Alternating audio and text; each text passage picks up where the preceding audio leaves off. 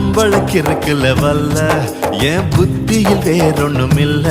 நான் உடும்புக்கு பிறந்தவன் புள்ள சொன்ன ஒரு சொல்லு மாறுவதில்ல. நீ வெறும் வாயமில்லாத விளையாட்டில ஏடி கள்ளச்சு என்ன தெரியலையா? ஓடி வெள்ளச்சு என்ன புரியலையா?